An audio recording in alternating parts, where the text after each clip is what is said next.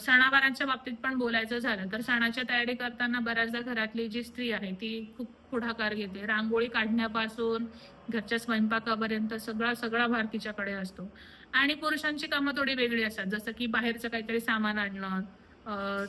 आपण एक दसरा सणाचं उदाहरण घेऊ.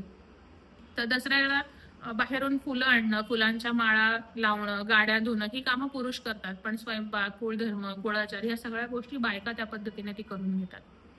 अगदीच आपण याच्याबद्दल बोलायचं झालं, गणपतीच्या सणाबद्दल जर बोलायचं झालं तर गणपतीची मूर्ती आणणं किंवा त्या मूर्तीचं चॉईस करणं हा जो बऱ्यापैकी आहे, तर घरातली सगळी पुरुष मंडळी जातात आणि महिला काय करतात की गणपती बाप्पा घरी आल्यानंतर पूजेची तयारी करणं, त्याचं औक्षण करणं ह्या पद्धतीने.